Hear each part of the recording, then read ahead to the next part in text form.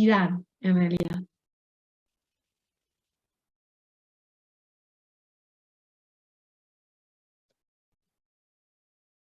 Ya van a ver que hay como las 4A de Bloiler, donde tenemos en cuenta esto, ¿no? La apatía, la anedonia, son como los síntomas arquetípicos de la enfermedad. Ya vamos a ver bien la definición de delirio, que nos va a llevar a poder entender estos síntomas psicóticos. No sé si respondo ahí algo de lo que querías preguntar o no, Ailen. Sí, profe, perfecto. ¿Alguna otra?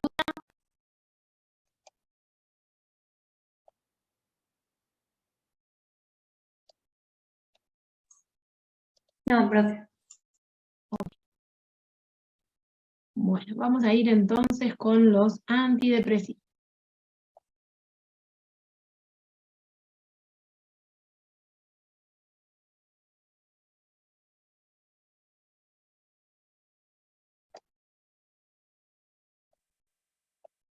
Ahí se ve la pantalla. Ustedes no ven el cuadro de diálogo, ¿no es cierto? Que yo veo. O sea, ven solamente la diapo. Sí, profesor, se ve eso. Ah, ok.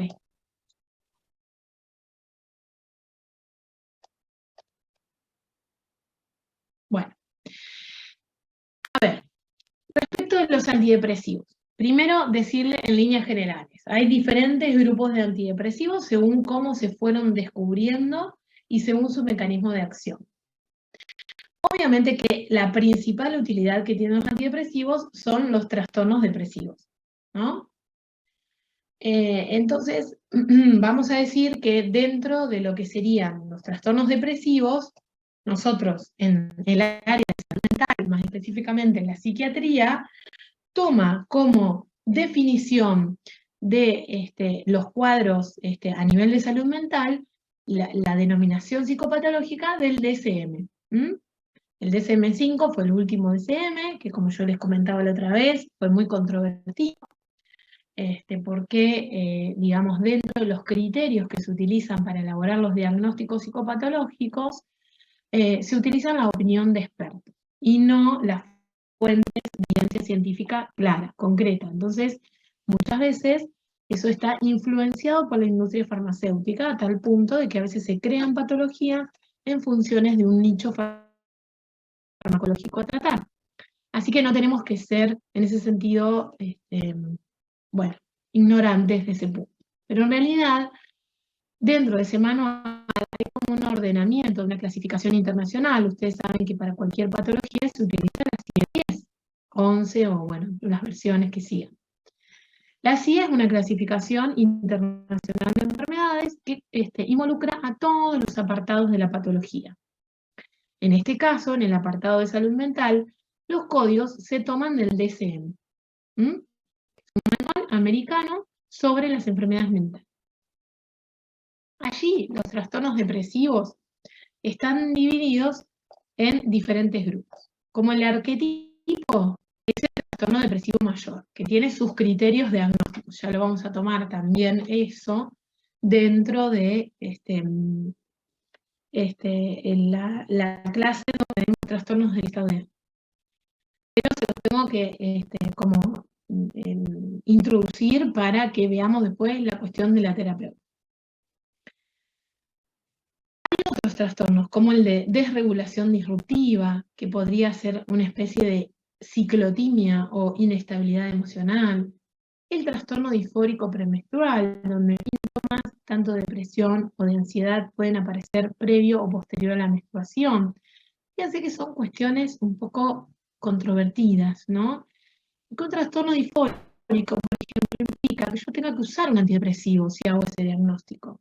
Imagínense si todas las mujeres tendrían que tener ese tratamiento, ¿no? Bueno, es un tema entonces, pero bueno, está incluido dentro de los trastornos depresivos. También está el trastorno depresivo persistente, que antes se denominaba distimia. La distimia es como una especie de reducción del estado de ánimo, pero de manera crónica. Tiene que presentarse más allá de los 6 meses de evolución. Y a veces tiene que ver con el carácter del sujeto, ¿no? Obviamente los inducidos, los debidos a una afección médica, o los no especificados. Fíjense qué grande el manual, que todos los trastornos depresivos que no podemos llegar siempre al final de cada uno de los capítulos, tanto sea de ansiedad, de personalidad, de psicosis, van a tener un trastorno depresivo no especificado, ¿no? Que generalmente se puntúa punto 9, en general los trastornos depresivos son F32, el código de la patología, y en este caso es punto 9, no especificando a cuáles de todos estos cuadros corresponden. Bien, imagínense que estos trastornos tienen diferentes manifestaciones sintomáticas y también tienen diferentes tratamientos, ¿no? En función de la intensidad de los síntomas y de la resistencia de los síntomas. Bien, fíjense para el trastorno depresivo mayor cómo el manual describe los criterios.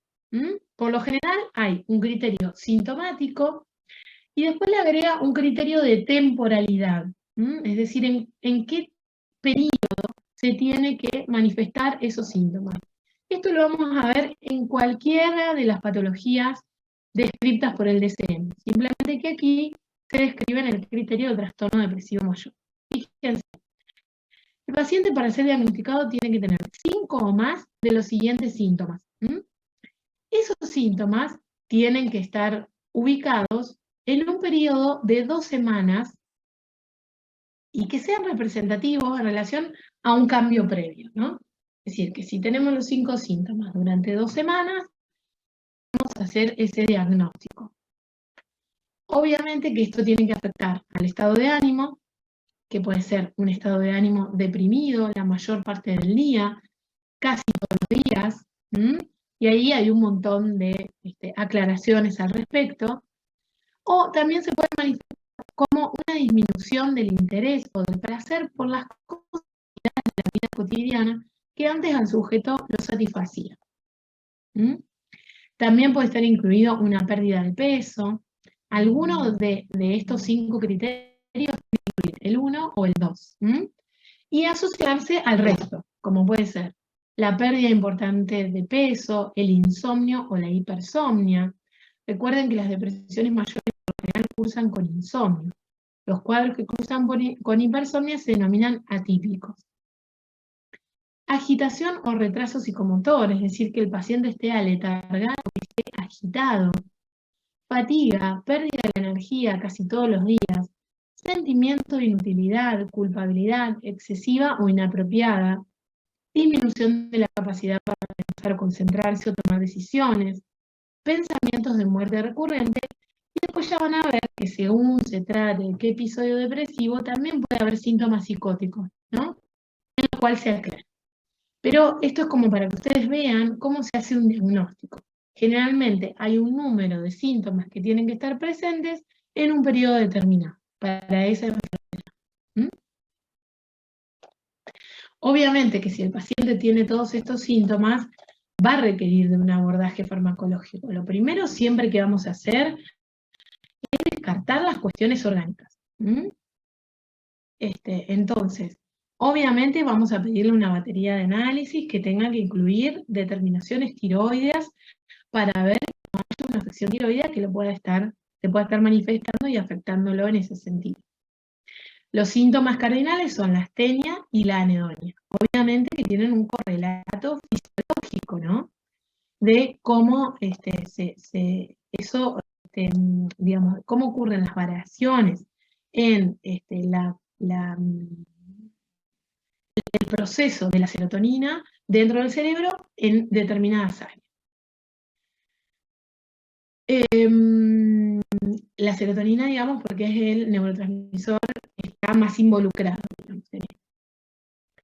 Fíjense que también pueden aparecer otros síntomas, ¿no? Como culpa, disgusto, ansiedad, temor, hostilidad, irritabilidad, aislamiento, pérdida de la iniciativa, etc.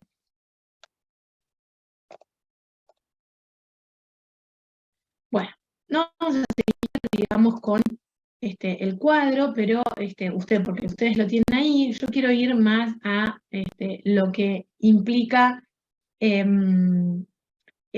las diferentes variaciones sintomáticas, digamos, desde la depresión hasta la melancolía, que sería un cuadro más severo de depresión. Vamos a ver incluido, por un lado, la serotonina, y por otro lado, la noradrenalina y la dopamina, como monoaminas que intervienen en la génesis de la depresión, ¿no? La serotonina también va a estar involucrada en los trastornos de ansiedad. A veces, tanto en los trastornos de ansiedad como en los depresivos, puede haber una elevación de la serotonina o una reducción de la misma. Y ambas se regulan con los inhibidores de recaptación de serotonina, que son la primera línea del tratamiento antidepresivo.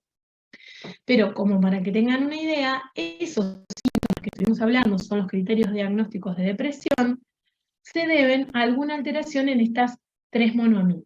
Entonces vamos a tener antidepresivos que solo actúen sobre serotonina, que actúen en serotonina y dopamina, o en serotonina y noradrenalina, o en las tres. Cuanto más es la acción sobre de neurotransmisores más graves, como el de dopamina y noradrenalina, más eficaz es, o quizás lo utilizamos para cuadros más profundos de síntomas depresivos. Bien. Obviamente que sepamos, que creo que es muy claro, el hecho de que una depresión no surge simplemente en el contexto de una alteración orgánica. ¿Que tenemos alteraciones fisiológicas que están probadas? Sí. ¿Que tenemos fármacos para responder a esas alteraciones? También. Pero tengamos en cuenta que el ambiente, también la propia personalidad del paciente y la manera en que se enfrenta al mundo son factores fundamentales y decisivos para eso. Obviamente que la relación médico-paciente también va a interferir en el tratamiento. Bien, entonces si vamos de los más viejos a los más nuevos, fíjense que dentro de los antipsicóticos más viejos que están hoy en día como en la última línea de tratamiento, ¿sí? Nosotros no vamos a hacer tratamiento con estos antidepresivos. Ahora les voy a explicar, es mucho más sencillo de entender que este cuadro, digamos, pero sepan que tanto los llamados IMAO, inhibidores de la monoaminoxidasa, que interfiere en el metabolismo de la noradrenalina y de la serotonina, como los no IMAO, o de llamados tricíclicos, son fármacos viejos, muy eficaces, no sé si viejos, antiguos, digamos, son de primera generación, digamos, por lo cual tienen efectos adversos importantes. Y lo dejamos como última línea de tratamiento, para aquellos casos que no responden o que tenemos síntomas severos. Los IMAO prácticamente están en desuso. Dentro de los tricíclicos, el arquetipo que tenemos es la clorimipramina, o denominado Ampliactil. El Ampliactil es el más famoso y es uno de los que utilizamos en tercera línea de tratamiento. Vienen tanto endovenoso como vía oral, y es un fármaco que tiene grandes posibilidades de tener efectos adversos. Perdón, profe. ¿Cómo? Clorimipramina. Son todas las praminas. Imipramina, clormipramina, bueno, ahí van. Gracias. Ok. Bien, fíjense que dentro de los mecanismos de acción, lo que hacen es inhibir la recaptación de serotonina, de adrenalina, de dopamina y noradrenalina, como les decía. Actúa sobre bloqueando determinados receptores, ocuparlos y hacer la acción enérgica. Y entonces, también al actuar sobre los receptores alfa, pueden llegar a ser sedativos. Lo que quiero que sepan de estos, los IMAO y los tricíclicos, es que tienen efectos adversos cardiovasculares, que requieren controles, y que se utilizan como última línea de tratamiento. Bien. No nos vamos a detener. Los imaos, sí, como les decía, los que utilizamos en última instancia son los tricíclicos. La clormipramina es muy eficaz en el trastorno obsesivo compulsivo grave y en la depresión mayor, pero lo usamos como última línea de tratamiento. Puede producir sedación, temblor, convulsiones, hipotensión. Fíjense la cantidad de efectos adversos que pueden producir, entre ellos arritmia es uno de los que más tenemos que tener cuidado, y por supuesto, todos los que no son de primera línea de tratamiento, siempre hay que tener cuidado porque en una depresión, la depresión puede ser un debut de un cuadro de bipolaridad. Entonces, si nosotros de entrada usamos un antidepresivo potente, podemos generar un switcheo a manía, digamos, un cambio a manía en ese paciente teratológicamente, digamos, a través de una mala indicación farmacológica. Entonces, los tricíclicos no los podemos utilizar en los pacientes con reciente infarto o con trastornos graves de la conducción, o sea, con arritmias severas y obviamente embarazadas. También puede producir glaucoma de ángulo agudo, que no es el glaucoma habitual, digamos, sino que es un efecto que tiene sobre el iris, una contracción de donde se reabsorbe el líquido, entonces, bueno, produce un cuadro agudo farmacológico. Así que, bueno, eso hay que tener en cuenta en los tricíclicos. Fíjense, yo les mencionaba, la amitriptilina, la clormipramina es una de las que más usamos, ¿no? Pero la amitriptilina la van a ver con cierto uso en lo que es neurología, para los pacientes con fibromialgia o pacientes con cefaleas severas e insomnio. Por sedación, y se utilizan a veces como preventivo en las cefaleas con aura, migrañosas, dentro del espectro de la neurología. Bien. Y vamos a los más importantes, que son los SIRS. Los SIRS son los antidepresivos nuevos, digamos, son los de última generación. Solamente inhiben la recaptación de serotonina. Recuerdan que les decía que en la génesis de la depresión está la reducción de serotonina, no solo por la síntesis, sino porque la serotonina que se sintetiza y se excreta en la neurona, para que ejerza su acción, tiene que estar en el espacio intersináptico para poder unirse al receptor de la neurona postsináptica y de esa manera ejercer su acción. Existen muchos mecanismos de recaptación de serotonina por parte de la neurona que la secreta, por parte de la neurona que la recibe. Entonces estos inhibidores lo que harían al inhibir la recaptación es no aumentar la síntesis de nuevo de serotonina, sino producir un mayor tiempo en el que la serotonina se encuentre en el espacio intersináptico. Con lo cual, lo que van a lograr es el efecto de que el organismo sense que hay más serotonina. ¿Se entiende el mecanismo? Sí, profe. Ok.